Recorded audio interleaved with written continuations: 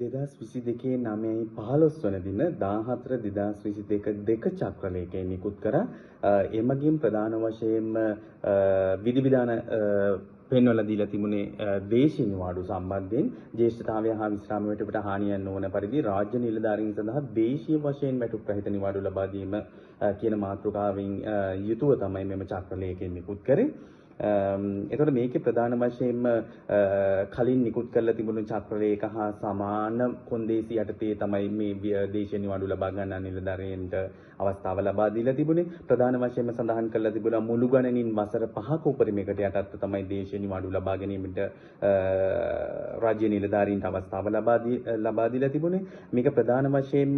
කාරණාව ඉස්මතු කරලා තිබුණා.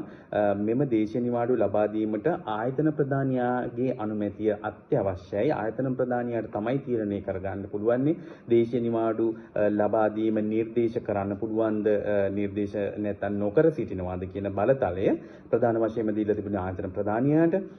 විශේෂයෙන්ම දේශීය නිවාඩු ලබා දීමේදී අවධානයට යොමු කරන්න ඕනේ කියලා කිව්වා.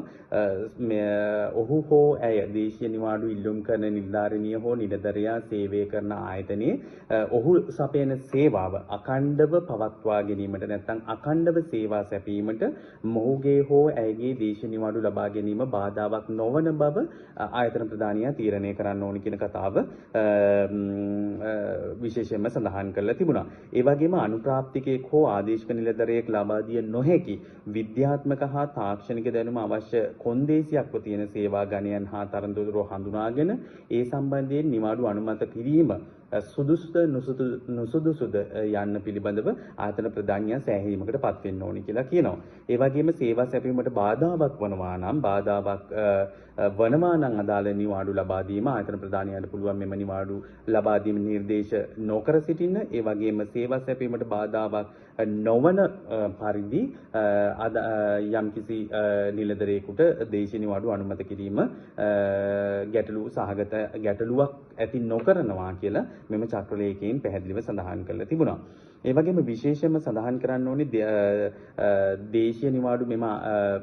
රාජ්‍ය නිලධාරියන්ට දේශීය නිවාඩු ලබා දුන්නේ ආර්ථික වශයෙන් ඵලදායී කටයුත්තක නිරත වීමට හෝ රාජ්‍ය සේවයෙන් බැහැර ආයතනවල සේවය කිරීමට තමයි උපරිම කාලය වසර 5කට යටත්ව මෙම දේශීය නිවාඩු ලබා දීම සිදු කරන්නේ. ඒ අනුව මෙන්න මේ කොන්දේසි කිහිපයක් සඳහන් කරලා තිබුණා මේ නිවාඩු ලබා ගැනීමට අදාළව මාණ්ඩලික නොවන සේවා ගණවල නිලධරයන්ට පමණක් මෙම නිවාඩුව පරිවාස කාලයේදී වුණත්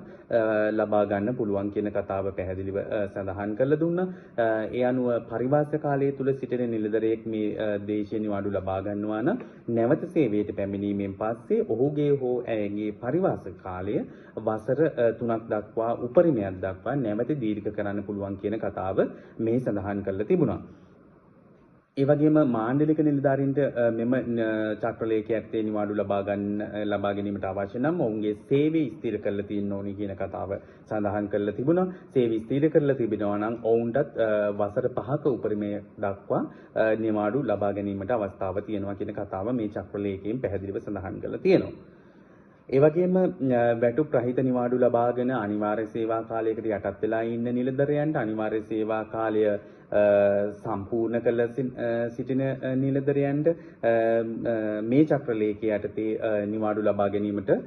බාධාවක් නැහැ කියන කතාව තිබුණා. ඒ කියන්නේ අනිවාර්ය සේවා කාලය සම්පූර්ණ කළ තිබුණේ නැති වුණත් මෙම චක්‍රලේඛය යටතේ උන්ට නිවාඩු ලබා ගැනීමේ හැකියාවක් තිබුණා කියන කතාව තමයි මෙම චක්‍රලේඛයේ මෙහි සඳහන් කරලා තිබුණේ. එසේ නමුත් වැටුප් සහිත අධ්‍යයන නිවාඩු ලබාගෙන සිටින නිලධරයන්ට ඒ වගේම රජයේ වියදමින් යම් පුහුණුවක් ලැබලා ඒ පුහුණුවට අදාළ ගිවිසුම්ගත සේවා කාලයකට යටත් වෙලා ඉන්න නිලධරයන් ඉන්නවනම් ඔවුන්ට හෝ ඇයට මෙම චක්‍රලේඛය යටතේ වැටුප් රහිත දේශීය නිවාඩු ලබා ගැනීමට හැකි වෙන්නේ අනිවාර්ය සේවා කාලය ගිවිසුම්ගත සේවා කාලයෙන් අඩක් හෝ ඊට වඩා වැඩි කාලයක් සේවය කිරීමෙන් පසුවයි කියන කොන්දේසිය මේ යටතේ සඳහන් කරලා තිබුණා. එතකොට ඒ වගේම එසේ අනිවාර්ය සේවා කාලය නැත්නම් ගිවිසුම්ගත සේවා කාලයෙන් අඩක් හෝ ඊට වැඩි කාලයක් සම්පූර්ණ කිරීමෙන් පස්සේ මෙම චක්‍රලේඛයට වැටුප් රහිත දේශීය නිවාඩු ලබා ගන්නා යම් කිසි නිලධරයෙක් සිටිනම් ඔහුට හෝ ඇයට අදාළ නිවාඩු අවසන් කළ නැවත සේවයට වාර්තා කිරීමෙන් පස්සේ අදාළ අනිවාර්ය සේවා කාලය එහෙම නැත්නම් ගිවිසුම්ගත සේවා කාලය සම්පූර්ණ කරන්න ඕනි කියලා කොන්දේසියක් පනවන්න පුළුවන් කියන කතාව මෙම චක්‍රලේඛය යටතේ සඳහන් කරලා තියෙනවා. ඒ වගේම මෙම නිලධාරීන්ට සම්පූර්ණ වශයෙන් ලබා ගන්න පුළුවන් උපරිම නිවාඩු කාල සීමාව වසර 5යි කියන කොන්දේසිය මේ යටතේ දාලා තියෙනවා. ඒ වගේම විශේෂ කොන්දේසියක් මෙහි සඳහන් කරලා තියෙනවා වැටුප් රහිත නිවාඩු කාලය තුල නිලධරයාට රාජ්‍ය සේවයෙන් ඉල්ලා අස්වීමට අපේක්ෂා කරනවා නම් ඒ නියමිත සුදුසුකම් සම්පූර්ණ කළා තියෙනවා තිබේ නම් සහ එලෙස සේවයෙන් ඉල්ලා අස්වීම සමස්ත රාජ්‍ය සේවයට හානියක් නොවන බවට අමාත්‍යාංශ ලේකම් හැඟී යනවා නම්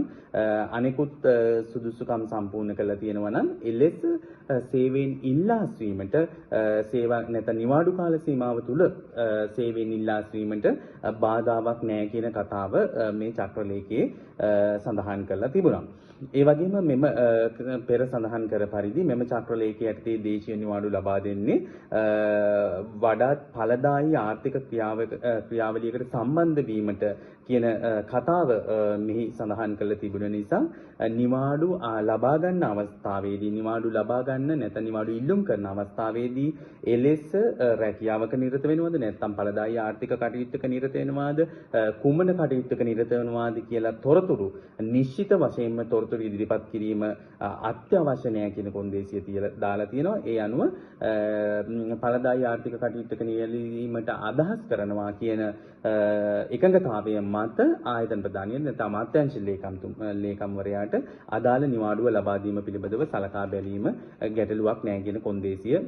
මේ යටතේ දක්වලා තිබුණා. ඒ වගේම දීතික පදනම මත නිවාඩු ලබා ගන්න සිටින නිලධරයෙකුටද මෙම වැටුප් රහිත නිවාඩුව එම කාල සීමාවද ඇතුළත් වන පරිදි උපරිමය වසර 5ක් දක්වා කාලයක් තුළ ලබා ගන්න පුළුවන් කියන කතාව මෙහි සඳහන් කරලා තියෙනවා. ඒ වගේම නිලධරයා දේශීය වැටුප් රහිත නිවාඩු ලබා ගන්න අවස්ථාවේදී අදාළ නිවාඩු අනුමත කිරීමට පෙර දිනට හිමි මූලික වැටුපට අදාළ බැඳපු අනත්දරු දායක මුදල් විශ්‍රාම වැටුප් අධ්‍යක්ෂක නියම කරනු ලබන ගිණුමකට ප්‍රේෂණය කරන්න ඕනේ කියන කතාව මෙහි සඳහන් කරලා තියෙනවා. ඒ වගේම අදාළ ප්‍රේෂණ මාස 3කට වරක්වත් අනිවාර්යයෙන්ම සිද්ධ කරන්න ඕනේ කියන කතාව මෙහි සඳහන් කරලා තියෙනවා. ඒ වගේම දේශීය වැටුප් රහිත නිවාඩු ලබා ගන්නා නිලධරයන්ට ඔවුන් ලබාගත් ණය සම්බන්ධයෙන් කොන්දේසියක් දාලා තියෙනවා. ඔවුන් ලබාගත් අතිකාරම් බීගිනුමට පරිබාහිරව ලබාගත් ණය නැත්නම් අතිකාරම් බීගිනුමට අදාළ නොවන අනෙකුත් ණය සම්බන්ධයෙන් ණය ලබා දුන් බැංකුව සමග ආයතනය සමග කතා කරලා සුදුසු වැඩපිළිවෙලක් සකස් කර ගැනීමට පුළුවන් කියලා කියනවා. ඒ වගේම අතිකාරම් බීගිනුමෙන් ලබාගත් සම්පූර්ණ ණය සහ අනෙකුත් ණය සම්බන්ධයෙන් ණය ගෙවීම සම්බන්ධයෙන් වාරික වශයෙන් හරි එහෙම නැත්නම් සම්පූර්ණ වශයෙන් හරි මේ අතිකාරම් බීගිනුමෙන් ලබාගත් ණය ගෙවීම සම්බන්ධයෙන් තමන්ගේ ආයතනයේ ප්‍රධානියා නැත්නම් ණය අනුමත කරපු ආයතන ප්‍රධානියා සමග සාකච්ඡා කරලා එකඟතාවයක් ඇතුව සුදුසු වැඩපිළිවෙලක් සකස් කරගන්න පුළුවන් කියන කතාව මේ චක්‍රලේඛයේ මගින් දක්වලා තිබුණා. ඒ වගේම තවත් විශේෂ කාරණාවක් තමයි මෙම දේශීය වැටුප් රහිත නිවාඩු ලබා ගන්නා නිලධරයෙකුට ශ්‍රේණිගත උසස් වීමක් සඳහා අවශ්‍ය වන සේවා කාලය හැර අනෙකුත් සුදුසුකම් සම්පූර්ණ කරලා තියෙනවා නම් යම්කිසි නිලධරයෙක් ඔහුගේ හෝ ඇයගේ උසස් වීම දේශීය වැටුප් රහිත නිවාඩු අවසන් කළා නැවත සේවයට වාර්තා කිරීමෙන් පසු සුදුසුකම් සම්පූර්ණ කරන දින සිට බලාත්මක වනසේ ලබා දීමට කටයුතු කිරීම ගැටලුවක් නැහැ කියන කතාව මේ චක්‍රලේඛය යටතේ සඳහන් කරලා තියෙනවා. ඒ වගේම පුරප්පාඩු මත පදනම්ව ලබා දෙන උසස් වීමක් හෝ සේවා ව්‍යවස්ථා බඳවා ගැනීමක් නැත්නම් පටිපාටි මගින් නියම කර ඇති සක්‍රීය සේවා කාලය සම්පූර්ණ කිරීමට නියම කිරීමට පුළුවන් කියන කාරණාවත් මෙහි සඳහන් කරලා තියෙනවා. ඒ වගේම විශේෂ කාරණාව තමයි විනය ක්‍රියාමාර්ගයට අදාළව විනය බලධරයා හෝ ආයතන ප්‍රධානියා විසින් මූලික කටයුතු සම්පාදනය කරලා තියෙන නිලධරයෙකුට මේ යටතේ වැටුප් රහිත දේශීය නිවාඩු ලබා නොදිය යුතුයි කියන කොන්දේසිය මෙහි සඳහන් කරලා තියෙනවා. ඒ වගේම විශේෂ කාරණේ තමයි මෙම චක්‍රලේඛය යටතේ යම්කිසි නිලධරයෙක් නිවාඩු ලබා ගන්නවා නම් ඒ අදාළ නිවාඩු කාලයට අදාළව අනිවාර්ය සේවා කාලයක් නියම කරන්නේ නැහැ කියන කාරණාව මේ චක්‍රලේඛය යටතේ ප්‍රධාන වශයෙන්ම තියෙනවා. එතකොට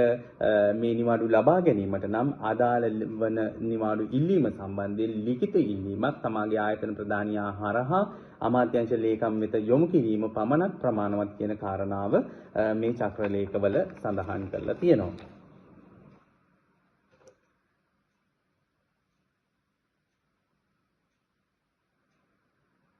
ඒ වගේම මෙම චක්‍රලේඛය යටතේ නිවාඩු ලබා දීමට අදාළ නිවාඩු ඉල්ලුම් කරන නිලධරයා යම් කිසි පුහුණුවකට බඳවාගෙන රාජ්‍ය විධිමින් යම් කිසි පුහුණුවක් ලබා දීලා අනිවාර්ය සේවා කාලයකට යටත් වෙලා ගිවිසුම්ගත සේවා කාලයකට යටත් වෙලා තියෙනවා නම් නිවාඩු ලබා ගැනීමෙන් අනතුරු අදාළ ගිවිසුම්ගත සේවා කාලය සම්පූර්ණ කරන්න කොන්දේසියක් පනවන්න පුළුවන් කියලා කියනවා. ඒ වගේම දේශීය නිවාඩු අනුමත කිරීම සිද්ධ කරන්න ඕනේ අදාළ ආයතනවල සේවා සැපීමට බාධාවක් නොවන පරිදි කියලා තියෙනවා. ඒ වගේම වැඩ බැලීමට මේ නිවාඩු ලබා ගන්නා නිලධරයන් වෙනුවෙන් වැඩ බැලීමට අත්‍යවශ්‍යයෙන්ම නිලධරයෙක් නම් කිරීම අත්‍යවශ්‍ය නැහැ කියලා කියනවා. ඒ වෙනුවෙන් වැඩ බැලීමට නිලධරයෙක් පත් කිරීම හෝ නොකිරීම සම්බන්ධයෙන් ආයතන ප්‍රධානීන් සුදුසු පියවරක් සාකච්ඡා කරලා ගන්න ඕනි කියන කතාව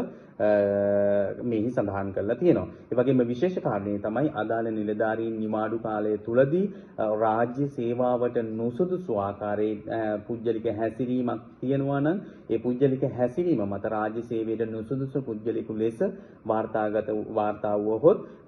ඔහු හෝ ඇය සක්‍රීයව සිටි අය රාජ්‍ය සේවයේ සක්‍රීයව සිටි අය ලෙස සලකලා නිශ්චිත විනය ක්‍රියාමාර්ග නිශ්චිත ක්‍රියාමාර්ග ගැනීමට ආයතන ප්‍රධානීන්ට බලය හැකියාව තියෙනවා කියන කතාව මෙහි සඳහන් කරලා තියෙනවා. ඒ වගේම අදාළ විධිවිධාන යටතේ වැටුප් රහිත නිවාඩු ලබාගත් නිලධරයෙකුගේ ජ්‍යෙෂ්ඨතාවය ගණනය කිරීම නැවත සේවයට වාර්තා කිරීමෙන් පසුවත් විශ්‍රාම වැටුප් ගණනය කිරීම අදාළ සේවා කාල සීමාවන් අවසන් කරලා විශ්‍රාම යන අවස්ථාවේදීත් සිද්ධ කරන්න ඕනි කියන කාරණාව මෙහි සඳහන් කරලා තියෙනවා. ඒ වගේම අදාළ අයදුම්පත සම්බන්ධයෙන් ඔබ හෝ ඇය විසින් ඉදිරිපත් කරලා තියෙන දේශීය නිවාඩු ඉල්ලුම්පත සම්බන්ධයෙන් අයදුම්පත ඉදිරිපත් කරපු දින සිට මාසක් ඇතුළත අවසන් තීරණයක් ලබා දෙන්න. ඒ වගේම යම්කිසි නිවාඩුවක් ප්‍රතික්ෂේප කරලා තියෙනවා නම් ඒ ප්‍රතික්ෂේප කරපු නිවාඩුව සම්බන්ධයෙන් අදාළ අභියාචනයක් ප්‍රතික්ෂේප කළා කියලා දැනුම් දුන්නට පස්සේ සති දෙකක් ඇතුළත අභියාචනයක් ඉදිරිපත් කිරීමට අදාළ නිලධාරීන්ට අවස්ථාව තියෙනවා කියන කාරණය මෙම චක්‍රලේඛයේ මගින් පැහැදිලි කරලා තිබුණා.